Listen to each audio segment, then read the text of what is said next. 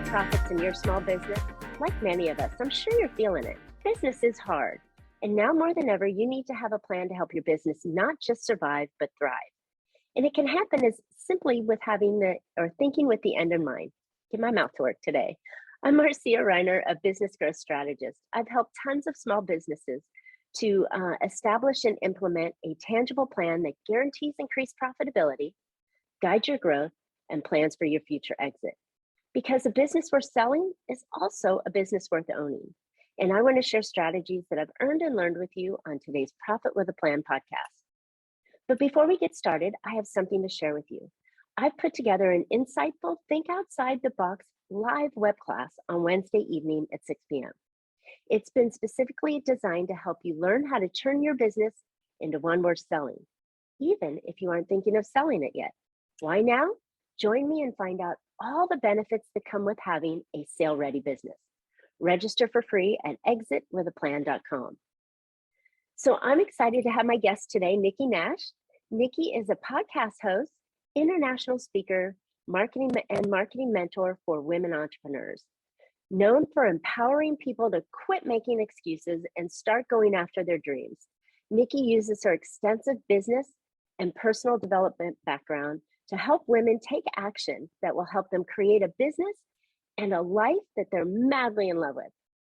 Prior to entrepreneurship, Nikki served as the head of marketing at a tech startup, Rest Devices. She was the senior marketing manager at Intel Corporation, where she won a Marketing Excellence Award.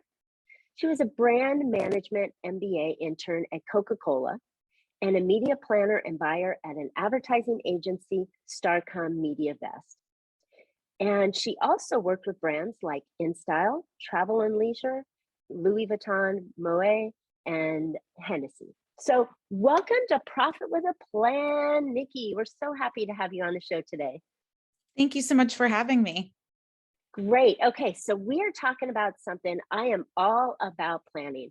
Everything I do has to have some sort of organized structure to it. And we're talking about marketing plans today. So I'm really excited.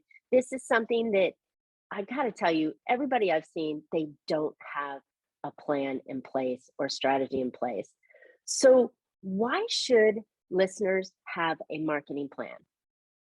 You know, one of the biggest mistakes that I see entrepreneurs make is falling into the pitfall of having too many ideas where they're just like, oh, I'm going to do this, I'm going to do that, I'm going to do this. And if you've ever been there, especially from a marketing perspective, or even from a product perspective, where you have a million things partially started, but nothing completed, huge problem, right?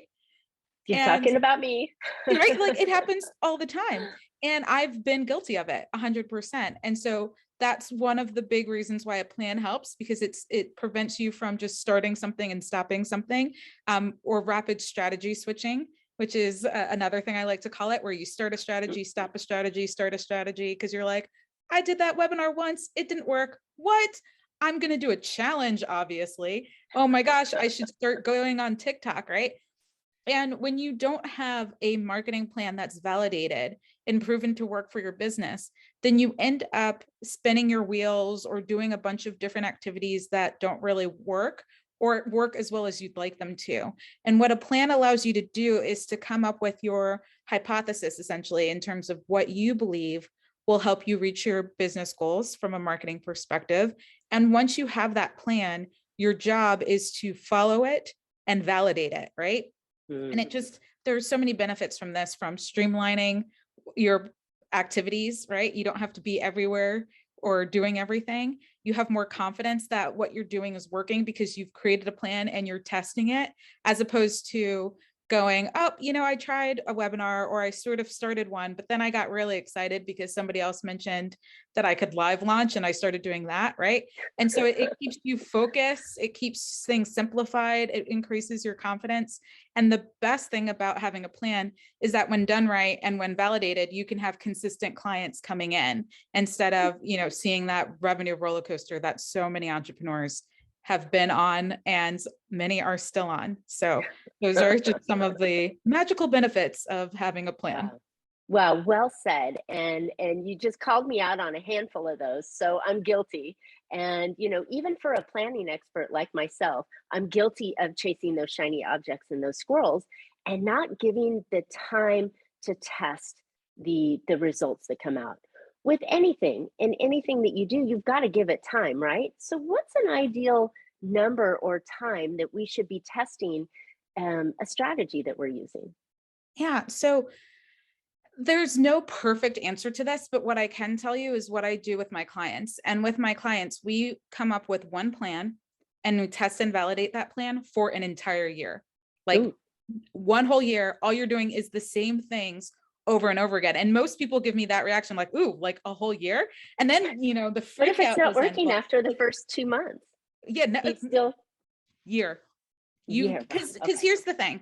Even if it's working, it doesn't mean that it's perfect, right? Like Mm. no child stood up and started walking on their first try and then was like walking down the street like like they're the greatest thing in the world, right? Like you crawl, you get up, you fall, you get back up, you fall some more, and then eventually you get your balance and you get your footing. And the same is true with a marketing plan. And so even if you have something that seems to be working, it's like, it's not perfect. You can optimize it, you can improve it.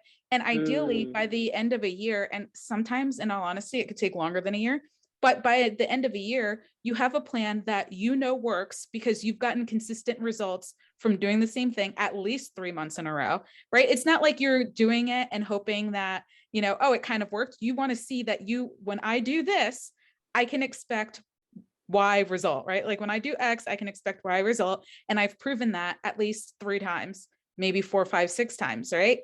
And so once you have that, then you can automate what you're doing. You can systematize what you're doing. You can hire someone to do it for you, like internally in your company or a virtual assistant. And so when you have one plan that you've done over and over and over again, and works, life's easy. And that doesn't mean that's the only thing you're doing for your business. It just means that, okay, I now know I can consistently get clients and this will be my baseline. And when I want to do like increase, I maybe try and test and validate another marketing idea, right? And Good so it takes so much longer than most people give credit and give time to. And if you're not seeing consistent clients, you're likely not giving your plan enough time. And even when people are like, but how do I know? Like, what if it's bombing? And I should just, okay, like if you've done it 3 times, like, like if you've given it a solid 3 months and you're losing money, all right, probably not a working plan, right? But most people, if you have been in business for a while, you have a general idea of what works, a general idea of what you like doing and believe that you can commit to for a year. And if you're lucky, even some numbers to back it up, just so that you have a solid hypothesis, and then you can keep going from there. Love it. You are so true. People give up way too soon. And I was actually on a call where they were talking just last week about giving up just before you reach gold, right? There's that 3 feet. I don't remember what it was that I think it was some sort of test that this guy sold back his equipment way back when. And he really the gold vein was literally 3 feet away from where he stopped working. And I think we all do that. I think we try things, we want instant gratification. So I put an ad out, I want tons of people coming in, or I'm pulling the plug, right? I don't spend enough time, or we don't spend enough time really getting it to work. Because what is the story? Something like 7 times somebody's got to see something before it clicks and they start to think that they'll do action. And then there's probably another dozen times after that before they pick up the phone. Yeah. Like I think, that instant gratification and desire for it, it's not entirely, your fault, or like, who's watching or listening to this, it's not your fault. The reality is that if you look at most marketing messages, and I'm not even saying it's the fault of the marketer either, but it's like, hey, I did this thing, I figured out what worked. When you do this, it'll work for you too, right? That's the thing. And so you're like, wow, I'm going to do this thing. I'm going to make all my money back. I'm going to be their biggest success story. It's going to be amazing. And I shouldn't say nobody, but few people are marketing publicly how long it took them to test and validate that plan that they're using, right? That worked for them. They're not talking about all the things that didn't work necessarily. And yeah, the 117 tries to get to the one that finally worked, right? Exactly. And so, I am a big proponent of lowering the expectation. And it took me a long time to get here, right? But when you do something and you've tried a million things and you've figured out that your way isn't working, I promise you, if you give this enough try, just the philosophy works, right? If you go, all right, I'm going to try one thing for the whole year. I'm going to try webinars. I may do this webinar 10 times this year. I may do it 5 times this year. I may do it 20 times this year, 50 times this year, but I'm going to keep doing it until it gets me results, right? Until I improve it. If I truly believe that something like a webinar or masterclass could work for me, right? But like, you have to know what your business model is. You have to know what your talents are, right? Some people, I have clients, I love them to death. And I would not recommend that they start doing like live videos to get clients. And that's what I did. I started going live, because when you put them live, it's not that they can't improve, but they are so uncomfortable and terrified, and their mindset is in a different place, that it's like, why don't we start with something that is, you already have some confidence and momentum in? Love it. Love it. And I think the big light bulb just turned on. We're not talking about changing messages or different hooks or different stories that you put in your thing, but your annual commitment is to a solution. So in my case, if I'm doing a webinar, I'm going to commit to that webinar for the year, but I may tweak the headline, I may tweak the stories inside, I may tweak when I do it, what time, what day, who the audience is. There are tweaks that need to be made, but what you're committing to, and I love this, is the solution that you're going to try, right? 100%, 100%. And what I do, and this is what I encourage my clients to do, is once you make that commitment, you decide how often you're doing it and you put that on your calendar now. Because I spoke to someone the other day and she was like, I did my first webinar last night. And she just happened to be doing webinars. I didn't tell her to do webinars. She just happened to be doing webinars. This isn't a webinar pitch. Right, exactly. Because that may or may not work for you. But she said, I did a webinar last night. She told me how many people showed up. She told me how many people registered. The show up rate was something ridiculous, like 90%, something that's really good, right? Wow. And she's like, and nobody bought. And like, I don't know, like, I'm devastated. And I'm sitting there like, okay, first of all, this was your first webinar that you just decided to do. I don't know any, like, it's like she just decided to do it. That's amazing that she got that many people to show up. She said they stayed till the end. They were fully engaged. And you're selling a high ticket offer. I'm sorry, but if you're selling the offer, yeah. Right. Like if you're selling something that's like thousands of dollars, most people aren't going to just swipe their credit card on the first meeting right after they hear about you, right? Like, exactly. So I'm like, now it becomes the email sequence and everything you're going to do to keep them engaged and let them look over your shoulder and feel this. So I love it. I love it. But wow, what a great, 90%. Geez. Yeah, it was amazing. And like, granted, it wasn't a huge amount of, like, it wasn't a small amount of people, but let's say it was about 30 people. I can't remember, but 30 people, that's enough people. I'm down with automatic email sequences and stuff, but 30 people, that's enough to send them a personalized email. Or if you have their number, to pick up the phone, right? Like, or if you're following them or they gave you their social media account, send them a message and a voice memo. Most people have a small enough group of people that they can personalize, be more personal and connect with someone, particularly if you're selling something that's thousands of dollars, right?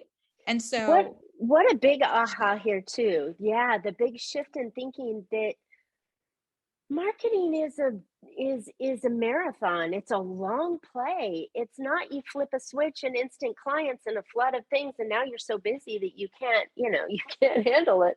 That doesn't happen. It is a long play and it is an essential part of your entire business plan, because if you're not marketing, you're not growing. You don't have a business, because I can't imagine that any business out there listening to this podcast or anywhere in the world can just say, okay, I have people coming to me, so I don't need to do any marketing. No, that's just absurd. I've worked for some of the biggest brands in like the United States and quite frankly, the world. They have so many people in marketing, and they invest so much in marketing because it's not like nobody's heard of them or that they need to make, they're like, oh, I need more sales. It's that when you stop being in people's minds, over time, they will forget. Right. And so marketing is just one of those fundamental things that you will, if you are a business owner, you better start loving marketing and really loving sales, right? Because that is the lifeline of your business. Exactly. And so many people forget that. And that's why, you know, if you look at certain brands and they're doing the same things over and over and over again, and you almost look forward to it. Okay, well, that's the beauty of being consistent, right? How many times do you look forward to, you know, Christmas time and a Coca-Cola commercial with a panda bear on it or something, right? Like I'm just making stuff up a little bit, but there are certain things that people just get used to and remember, and it connects in their mind. And so if you can think about what is something I can do consistently to get inside my customer's mind, my ideal customer's mind, and stay relevant to them, do it, right? Like choose one thing that you can do consistently and do it. And then when you get comfortable and your budget can handle adding a second thing or a third thing or a fourth thing. But I gotta say, you know, we're a lot of us are sitting here trying to run a business. You know, we're wearing the hat of the entrepreneur, where we may be the sales team and the accounting team and the deliveries team and you know all this, and then now we have to be the marketing team. And I think there's that FOMO that sets in that says, "Oh my gosh, I have to be on social media. I have to have a new dance thing that's on whatever, or I need to do a reel, or I need to have." I mean, it's like you don't have to do all that stuff, right? I know plenty of people who have large social followings and no money.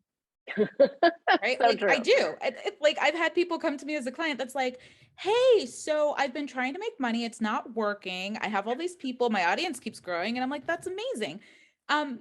But being on social media and growing your following, that's what I would call in corporate as vanity metrics. Like we would Oh, grow our following because we were trying to, you know, get picked up in the media or the press as like, oh, look what this cool big brand did.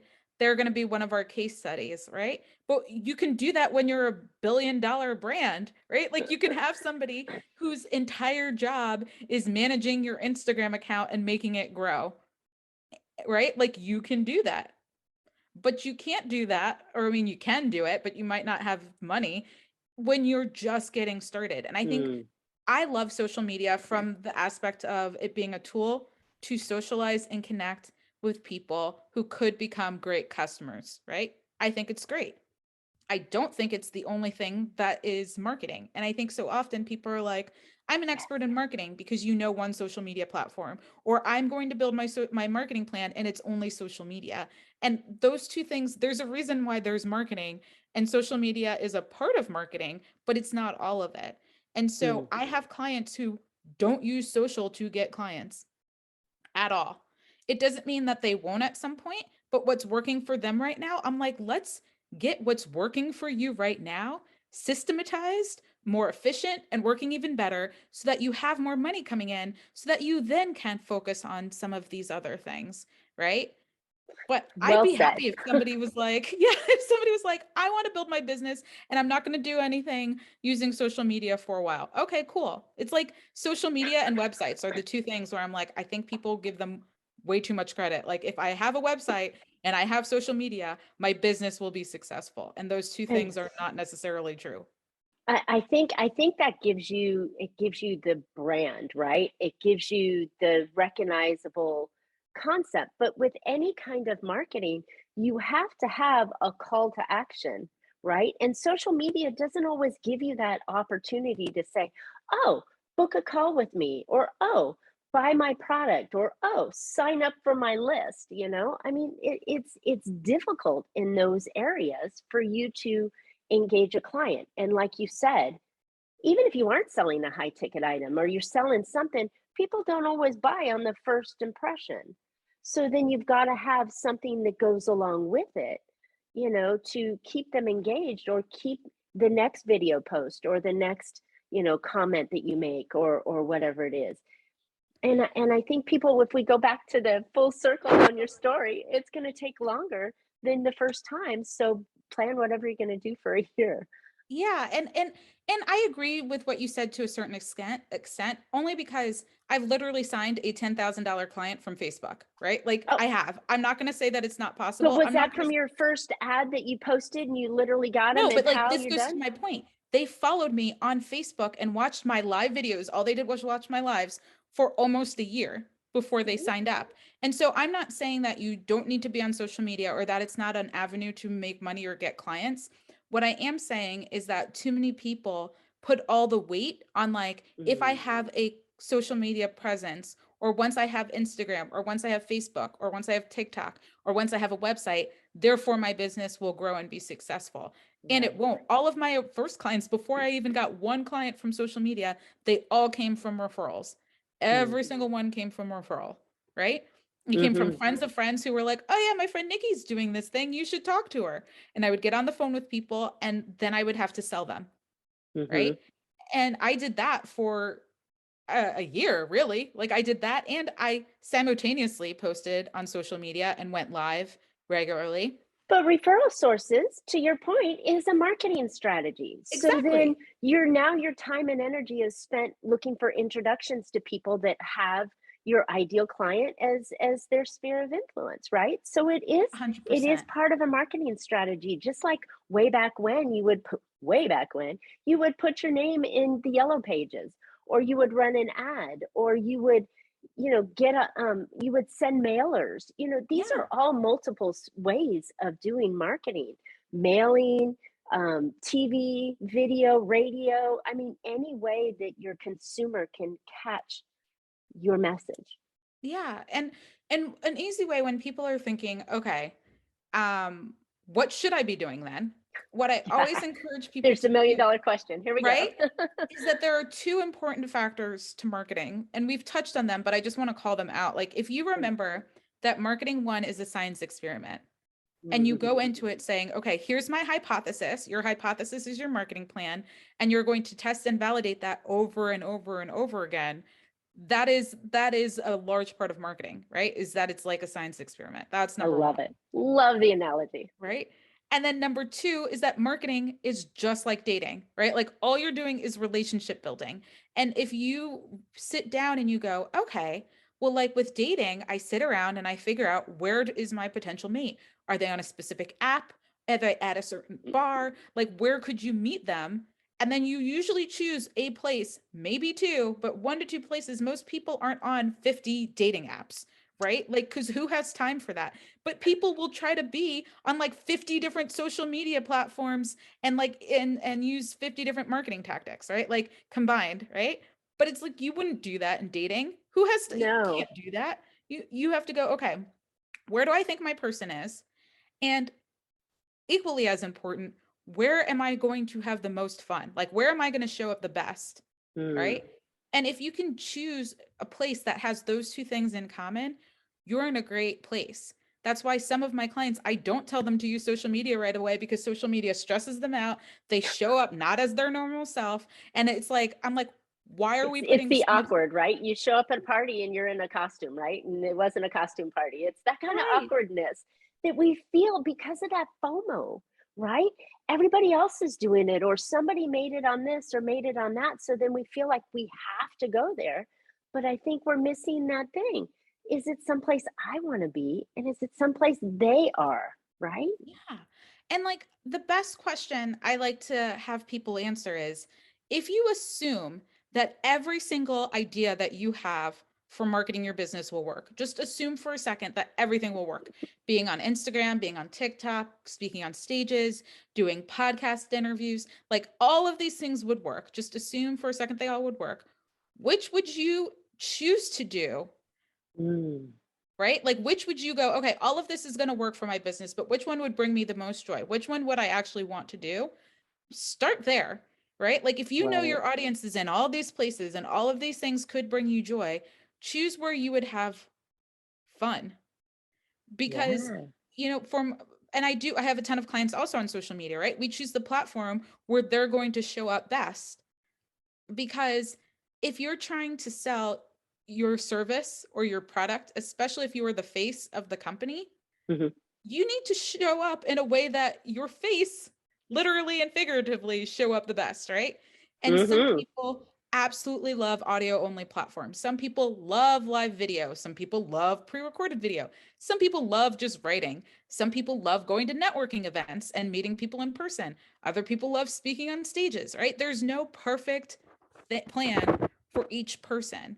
And what ends up happening is people get really excited about the results somebody else got, and they go, they got those results. I want those results. Therefore, I'm going to go this route and I'm going to choose this plan. Not taking into account, is this right for my audience? Is this right for my business model? Is this right for me? And I've Gosh. done that. Yeah, me too. I'm sitting here going, God, she's calling me out again.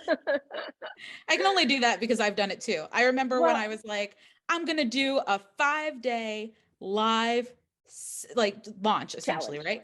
right? Yeah. It wasn't so much of a challenge, but it was like a live launch where I would teach for about an hour every day for 5 days and then do Q&A and stuff and pitch. And it was That's maybe a like a challenge. 7 to 10 day thing. Yeah. Right. Yeah. Very similar to a challenge. Hated it. I also hate challenges. Uh, Hate it.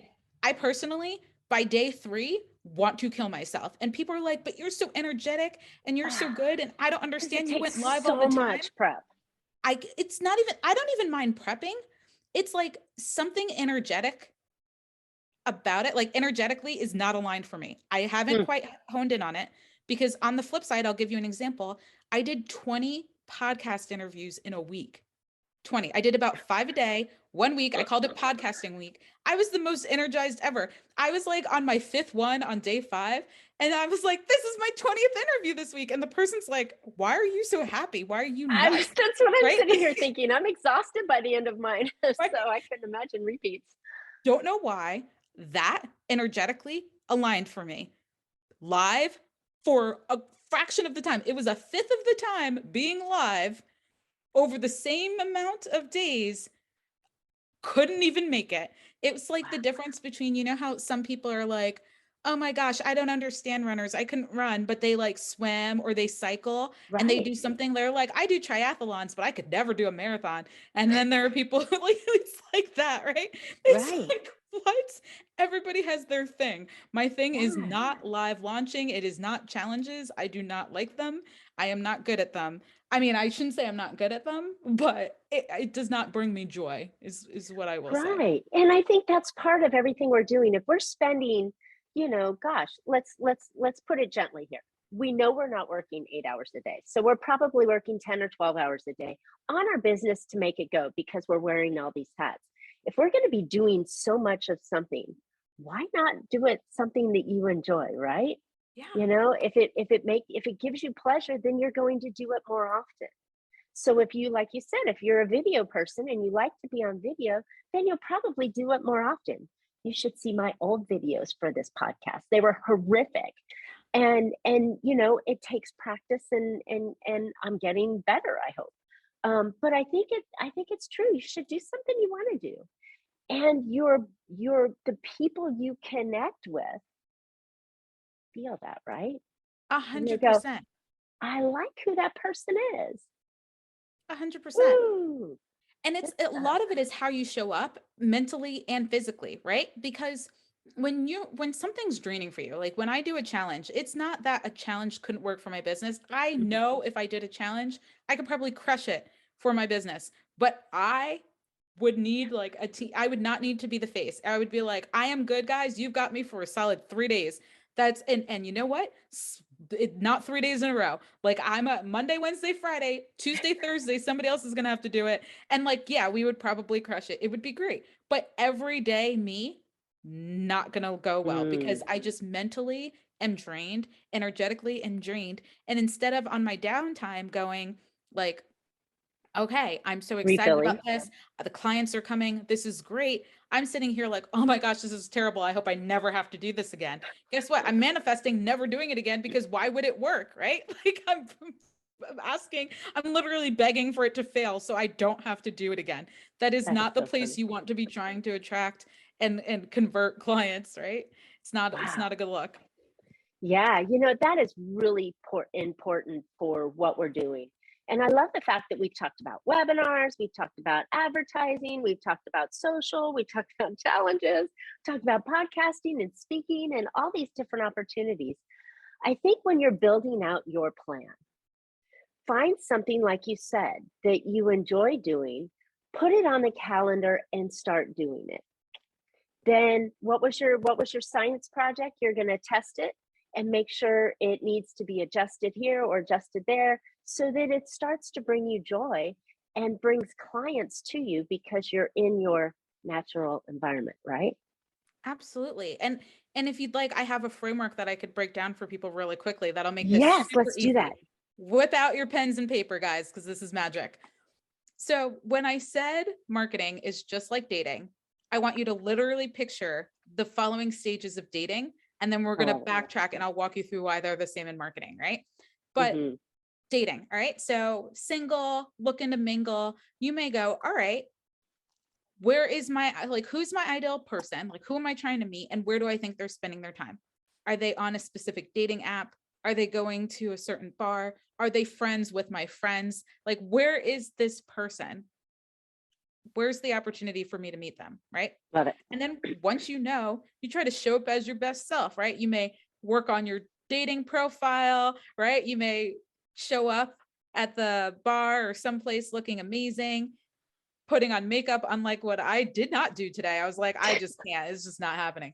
But like, but maybe you like put on some makeup, look fabulous, right? And then you try to, then you look around, oh my gosh, I found the person. And ideally you want to capture their attention too. So maybe if it's an app, you write something funny to them. Maybe you, if you're in person, you try to smile at them, or you maybe walk up and speak to them. Who knows, whatever works for you, right? But you try to capture their attention and ideally spark a conversation. And then once you have that conversation going, you're trying to get each other's contact information so that you have an exchange that goes beyond this one-time occurrence, right? Ideally, you want to get that first date, right? And then hopefully that second date. And if the second date goes well, maybe that third date until you're just dating, right? And the whole point of dating is to decide, as my grandmother used to say, to either piss or get off the pot, right? Like you have to, or more eloquently, as Beyonce says, if you like it, then you better put a ring on it, right? Like you get to a certain point and then, you know, a proposal or an offer is made, right? Same concept. You want to go back and think, where's my target audience spending their time? How do I want to capture their attention? How am I going to get their digits, right? How am I going to date them so that I can choose or I can learn about them and decide if they're a good client for me, and they can learn about me and decide if I'm a good fit for them, and then make an offer, right? And so you want to sit down and go, each one of those spaces, do I have that figured out? Have I figured out where my audience is? Have I figured out how I'm going to show up well and capture their attention? Do I have a way of getting their contact information? What the heck am I going to say? Do we have a first date experience? I think so often, and sometimes with those webinars, depending on where it is in your customer journey, your webinar might be your first date experience, right? And then you're expecting a proposal and you've only been on one date, right? Like if you're selling something that's a lot of money to the person, that's just like, that's a commitment, right? Like anything. So that could be a really great first date. What's the second date going to be? How many dates do you really need before somebody says yes? Because if they're in pain or like have a problem that they really need solved, it doesn't mean that you have to date for 10 years. This is where it's a little bit like dating. You don't have to date for a year or 2 or 10 before every person's going to say yes. Somebody will say yes earlier. But you do want to figure out, okay, what needs to happen in our dating phase for them to be sure that I'm the right person for them, or my program is right for them, or my solution is right for them. And how do I know that they're going to succeed when they invest in my solution? And then you make that offer. Love the analogy. That was that bonus section right there. At the end of this fantastic podcast that you bring out the analogy of dating and how it relates to marketing. And it's spot on. It is so true. And so many people expect that on the first date or the first phone call, we haven't even gotten to the date yet. I've pitched my offer and I wonder why someone's running for the hills because they don't even know me yet. So great, great stuff. All right, Nikki, you've been fantastic. I've taken lots of notes. I can't wait to release this podcast out to everybody. Where can listeners find out more about you? Yeah. So again, guys, my name is Nikki Nash, and the two best places I would say to go are one, Instagram. If you are on Instagram, I am at Nikki Nash Official. Send me a DM. I voice memo or type people back. So let me know you were listening to this or watching this. And if you have any questions, definitely let me know. And the second thing that I would love to offer everyone is I have a free masterclass that goes into depth about the Just Like Dating methodology that I shared, and a bit more about how you actually test and validate that plan, and how you really find where, like, what are the three main ways that you can get in front of your audience. And so it's called Get More Dream Clients is the name of the masterclass. And if you go to getmoredreamclients.com, you can sign up and watch either a live upcoming training or watch it on demand, depending on when you get to the website. If a live one's happening, there's live that you can sign up for, or you can, watch the replay. Wow, fantastic. I'm going because I love the analogy, and we all need this, folks. Every single business owner needs to find ways to get in front of their ideal client, share that message, start that dating procedures, and then when the time is right and they feel connected to you, that's when you make the offer.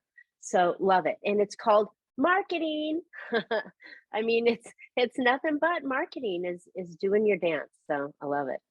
All right, listeners, I hope you found an idea or two to put into your business that will help you be more profitable, and marketing's the way to do it.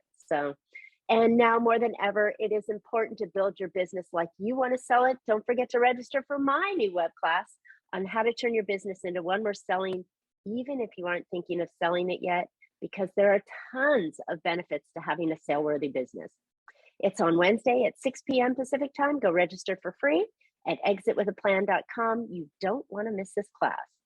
And as always, Nikki and I would love to hear your questions. Give us your dating scenario or your horror story on your marketing journey that you were able to overcome.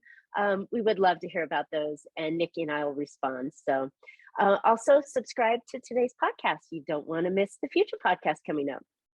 And you can always catch Profit with a Plan on any of your favorite podcast players. We're looking forward to more great profitable information on next week's show. So until then, make your plans and profit with them. Thanks so much, Nikki. This was fun.